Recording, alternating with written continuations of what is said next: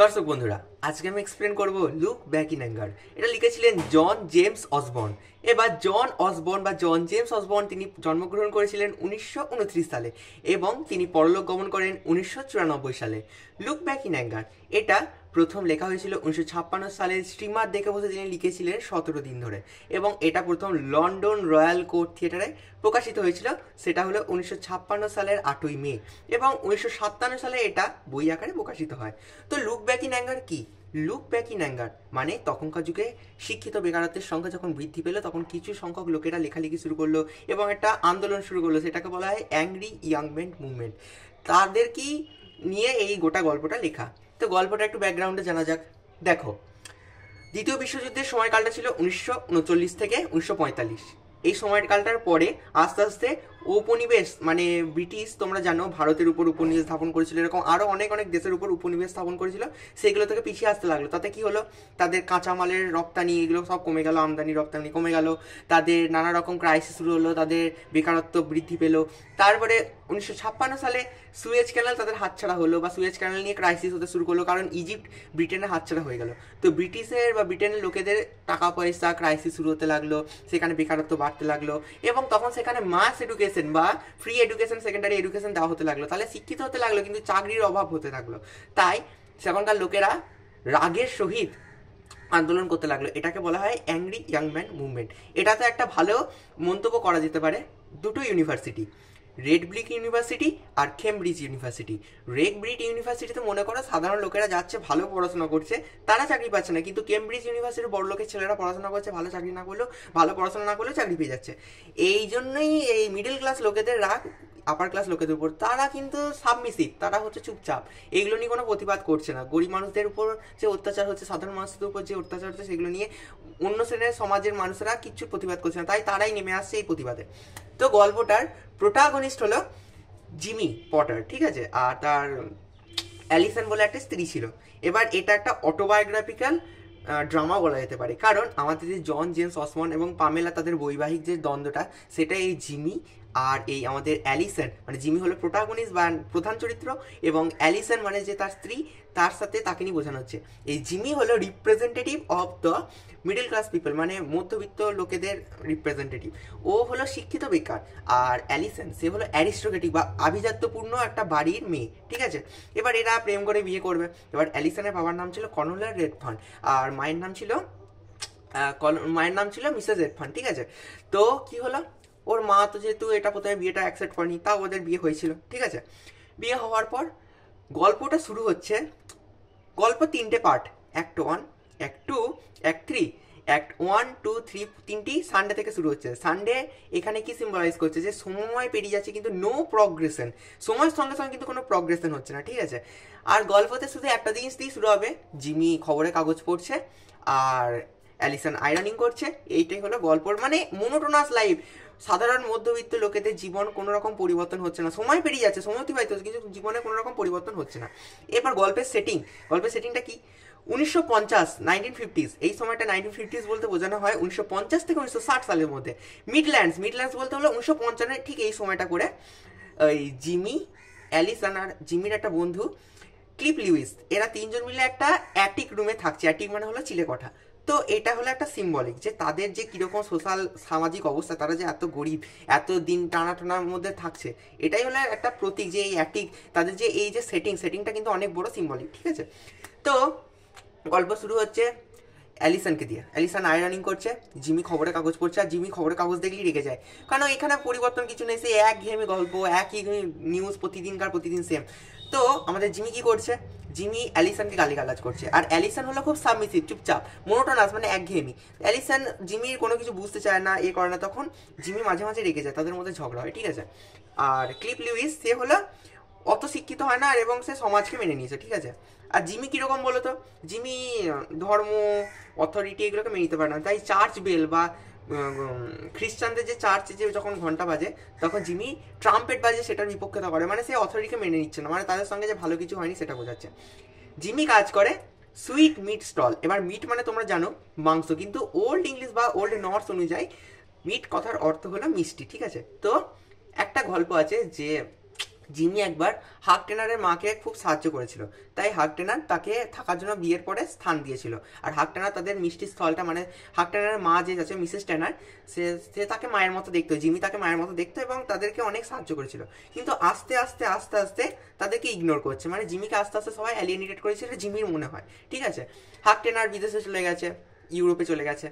এখন জিমি নিজেকে অ্যালিয়েনেটেড ফিল করছে, ওর নিজের লাইফ নিয়ে স্যাটিসফাই নয়। ঠিক আছে, তো তার সঙ্গে অ্যালিসনের খুব ঝগড়া হচ্ছে। একদিন ড্রাউরি বলে একজন যে ল্যান্ডলেডি ওখানে, মানে যাদের বাড়িতে থাকে, তাদের একটা ফোন এলো, মানে নিজেদেরও ফোন নাই এমন খারাপ অবস্থা, তো ফোন এলো অ্যালিসনের বান্ধবী হেলেনা চার্লস সে আসবে এটা শোনালো তার বরকে। তার বরে তো কোনো আগ্রহী নাই, তার বন্ধু বান্ধবী বর সবাইকে গালিগালাজ করে। অ্যালিসনের মাকে পর্যন্ত জিমি গালিগালাজ করতো যে ওল্ড বিচ, পাইথন। আর অ্যালিসনকেও পাইথন বলতো, কারণ সে সেক্সুয়ালি খুব বেশি পাওয়ারফুল ছিল অ্যাজ এক্সাম্পল টু জিমি। মানে একটা পুরুষের ইগোতে লাগে এটা, যে একটা তার লাইফ পার্টনার তার থেকে বেশি সেক্সুয়াল, তাই তাকে পাইথন বলে রেখে যেত। এরপর তারা একটা গেম খেলতো সবসময়, সেটা হলো বিয়ার্ড অ্যান্ড স্কুইডল গেম। এটা মানে কি, বিয়ার্ড অ্যান্ড স্কুইডল গেম মানে হলো ইন্টিমেসি, মানে একে অপর মিলিত হতো। কেন মিলিত হতো এইভাবে? কারণ তাদের দুজনের মধ্যে মনের কোনো মিল ছিল না, আর তাদের সমাজের যে পরিস্থিতি, এই পরিস্থিতি থেকে, রিয়েলিটি থেকে এসকেপ করার জন্য তারা এই গেমটা খেলতো। তাই বিয়ার্ড অ্যান্ড স্কুইডল গেম এটা কিন্তু খুব একটা ইম্পর্টেন্ট। এবার এই যে নাটকটা, এই নাটকটা 3টে জনরাতে ভাগ করা যায়, বা তিনটে ডিভিশনে ভাগ করা যেতে পারে। 3টে জনরা মানে এই 3টে জনরার উপর বিশেষ করে লেখা: সোশ্যাল রিয়েলিজম মানে সমাজের বাস্তবতা, কিচেন সিঙ্ক ড্রামা, আর মুভমেন্ট প্লে মানে কোনো রকম সময়ের সঙ্গে সময় পেরিয়ে যাচ্ছে কিন্তু কোনো রকম সাধারণ মানুষের কোনো রকম অবস্থার পরিবর্তন হচ্ছে না। এটা কিচেন সিঙ্ক ড্রামা মনে হলো অ্যাটিক রুম, যেটা বললাম, মনে করে একটা ঘরের মধ্যেই বাথরুম, থাকার যাওয়া, খাওয়ার জায়গা, ঘুমানোর জায়গা, সেখানেই থাকতে হচ্ছে, মানে গরিব মানুষদের কীরকম অবস্থা, এটাকে বলে কিচেন সিঙ্ক ড্রামা বা কিচেন ফার্নিশড রুম। ঠিক আছে, আর একটা হলো অ্যাবসার্ড প্লেও বলা যেতে পারে। অ্যাবসার্ড প্লে মানে মানে কোনো রকম নো প্রগ্রেশন অফ টাইম, মানে সময়ের সঙ্গে সঙ্গে কোনো প্রগ্রেশন হচ্ছে না। অ্যাবসার্ড প্লে কোনো মানে নাই যে নাটকটা ওরকম টাইপের। ঠিক আছে, আর আরেকটা হলো, সেটা হলো তোমাদেরকে বললাম যে মুভমেন্ট প্লে, সবকটাই বোঝালাম। এরপরে দেখো গল্পটা এবার ভালো করে বোঝাচ্ছি, তোমরা আশা করি অনেকটাই গল্পটা সম্বন্ধে ধারণা পেয়েছো। একদিন হেলেনা চার্লস তাদের বাড়িতে এলো। হেলেনা চার্লস তাদের বাড়িতে আসার পর আস্তে আস্তে জিমির সাথে তার ক্লোজার হতে লাগলো, কারণ জিমি হেলেনাকে রাগ দেখালে হেলেনা কিন্তু প্রতিবাদ করতো, কিন্তু অ্যালিসনকে রাগ দেখালে অ্যালিসন প্রতিবাদ করতো না, সে তাকে বুঝতো না। তাই একদিন জিমি রেগে বললো অ্যালিসনকে যে তুমি যেদিন মৃত সন্তান প্রসব করবে বা মৃত সন্তানের জন্ম দেবে, সেদিন তুমি বুঝবে আমার কষ্টটা। তো এরকম করতে করতে করতে করতে করতে করতে করতে করতে খুব ঝগড়া হলো। একদিন ঝগড়া হওয়ার পর অ্যালিসন প্রেগনেন্ট, কিন্তু অ্যালিসন কিন্তু সেটা বললো একমাত্র ক্লিপ লুইস, মানে জিমির বন্ধুকে বললো। এবার বলতে মানা করলো জিমিকে। দিয়ে একদিন জিমি রেগে গিয়ে যেমনি ঝগড়াটা বস্তরই বললো যে তুমি তোমার বাবার কাছে গিয়ে থাকো। অ্যালিসন বললো বেশ ঠিক আছে, আমি এখন আমার বাবার কাছে গিয়েই থাকবো। তো তারপর কিছুক্ষণ পরেই বললো যে আমি একবার মিসেস টেনারকে দেখতে যাবো, তুমি কি আমার সঙ্গে যাবে, না তুমি তোমার বান্ধবী হেলেনা চার্লসের সঙ্গে চার্চে যাবে? আর হেলেনা চার্লস ছিল খুব রিলিজিয়াস, মানে ঠাকুর প্রতি ভক্ত। তো আমাদের বুঝতেই পারছো, আমাদের অ্যালিসন ঠিক করলো যে না, সে হেলেনা চার্লসের সঙ্গে চার্চই যাবে। এটাতে জিমি পুরো ভেঙে গেল, যে তাকে ক্লিপ বিট্রে করছে, তাকে হাক টেনার বিট্রে করলো, তাকে তার স্ত্রী অ্যালিসন বিট্রে করলো, সে পুরো ভেঙে পড়লো। জিমি ছিল একটা ডিমের মতো, ডিমের যেমন বাইরেটা শক্ত ভেতরটা নরম, সেরকম সে কিন্তু ভেতরের দিক থেকে খুব ইমোশনাল। সে খুব কষ্ট পেল। এরপর অ্যালিসন যখন চলে গেল, আস্তে আস্তে হেলেনা চার্লসকে জিমি গালাগালাজ করতে লাগলো, সেও আয়রনিং করছে, সে গালিগালাজ করতে লাগলো। প্রত্যেকটা অ্যাক্ট বললাম একই রকম সেটিং, সানডেতে শুরু হচ্ছে, আর প্রত্যেকটা অ্যাক্টে ওই জিমি নিউজ পেপার পড়বে, ও আয়রনিং করবে, আগে অ্যালিসন করতে এখন হেলেনা করছে। একদিন হেলেনাকে খুব গালিগালাজ করলো, হেলেনা রেগে গিয়ে কষিয়ে এক থাপ্পড় মারলো। তো থাপ্পড় মারার পরই সঙ্গে সঙ্গে সে রিয়েলাইজ করলো এবং সে তাকে কিস করলো। ভাবো, নিজের বর্ণে তাও কিস করলো। তো আস্তে আস্তে তাদের মধ্যে ইন্টিমেসি শুরু হলো, মানে বুঝতে পারছো, ইন্টিমেসি তারা শুরু করলো।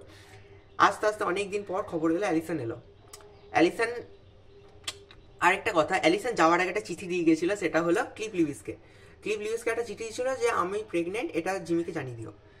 তো জিমি এই চিঠিটা পাওয়ার পরে, মানে ক্লিপ এই চিঠিটা পাওয়ার পরে হেলেনাকে বললো তোমার জন্য অ্যালিসন আর জিমির মধ্যে ব্রেকআপ হয়ে যায়, তুমি হলো মেন দায়ী। তারপরে হেলেনা যখন এই খবরটা জিমিকে দিল, জিমির কোনো নাই যে তার বউ যে প্রেগনেন্ট হয়েছে, হয়েছে, ওর কিছু যায় আসে না, কিচ্ছু যায় আসে না, সে মরুক বাঁচুক কিছু যায় আসে না। তো অনেকদিন পর অ্যালিসন আবার যখন ফিরে এলো, তখন ওর মৃত সন্তানই প্রসব করেছে, অভিশাপ কাজে লেগে গেল। তো সে তখন খুব কষ্ট পাচ্ছে। জিমি এই খবরটা শুনে কষ্ট পেলেও বেশি দিন কষ্ট রইল না, সে আবার ট্রাম্পেট বাজালো নিজের মনে। হেলেনা তখন বললো তোমার আজকে যে এই দুর্দশার জন্য একমাত্র দায়ী আমি। আরেকটা মজার কথা, একমাত্র দায়ী আমি। তখন একটা জিনিস কথা, সেটা হলো জিমির বাবা স্প্যানিশ সিভিল ওয়ারে মারা গেছিল। তখন একটা খুব উল্লেখযোগ্য মন্তব্য আছে, সেটা হলো for 11 hours I am watching today, মানে আমি 11 ঘন্টা ধরে মৃত্যুর চোখের সামনে দর্শন করছি, ঠিক আছে। তো স্প্যানিশ সিভিল ওয়ারে মরার সময় বলেছিল। তো এটা আমি এমনি টপিকটা মাঝিয়ে আনলাম। তো তোমার ওই হেলেনা তখন বলছে, অ্যালিসন তোমার আর জিমির বিবাহিত সম্পর্ক আমি ধ্বংস করেছি, তোমার মৃত সন্তান, তোমার এই খারাপ অবস্থার জন্য দায়ী আমি তোমাদের ছেড়ে চলে যাবো। তখন অ্যালিসন বলছে, না তোমাকে ছেড়ে যেতে হবে না, আমি তোমাদের এসে সম্পর্কটা নষ্ট করলাম। অ্যালিসনও জানতে পেরে গেল তারা ইন্টিমেট হয়েছে। তো অ্যালিসন বললো যে না, তোমাদেরকে ছেড়ে যেতে হবে না, আমি তোমাদের ছেড়ে যাচ্ছি। কিন্তু শেষমেশ হেলেনা ঘর ছেড়ে চলে গেল, ক্লিপ লিউইসও ছেড়ে চলে গেল, ঠিক আছে। ক্লিপ লিউইস যখন ছেড়ে যাচ্ছিল, তখন জিমি বলল যে ভাই তোর জন্য আমি 10টা মেয়েকে ছেড়ে দেবো, ভাই তুই আমাকে ছেড়ে যাস না, তোকে অনেক ভালোবাসি। কিন্তু জিমি ব্যাটা যাই করুক, ওকে ক্লিপ ছেড়ে চলে গেল। শেষমেশ অ্যালিসন আর জিমি ঝগড়া করার চেষ্টা করলো, কিন্তু জিমি আর পারলো না, অ্যালিসন আর পারলো না। আবার ওরা শেষ করলো নাটকটা বিয়ার অ্যান্ড স্কুইডেল গেমের মাধ্যমে, মানে সেক্সুয়াল ইন্টিমেসি গেম। ওটা ডাইরেক্ট খেলতে পারতো না, ওরা ইনডাইরেক্টলি ওই গেমটা খেলতো, যাতে এই সমাজের খারাপ অবস্থা, এই খারাপ সমাজের দুর্দশা, এটা থেকে বেরিয়ে না যায়। এই যে গোটা নাটকটার সেটিংটা হলো আনএমপ্লয়মেন্ট, শিক্ষাগত বেকারত্ব, মানে যারা শিক্ষা পেয়েছে কিন্তু বেকারত্বতে ভর্তি, তারা চাকরি পায় না, তারা সমাজের এই খারাপ সিচুয়েশন থেকে বাড়ার জন্য প্রতিবাদ করছে, তারা এখান থেকে বেরোনোর জন্য জীবনে কত রকম কষ্ট ভোগ করছে, এবং তারা যে লুক ব্যাক ইন অ্যাঙ্গার, তারা পাস্টের দিকে তাকিয়ে নস্টালজিক ফিল করছে এবং তারা রাগ অনুভব করছে। এটাই হলো তোমাদের লুক ব্যাক ইন অ্যাঙ্গার। যদি ভালো লাগে তো like, comment, share and subscribe. Thank you.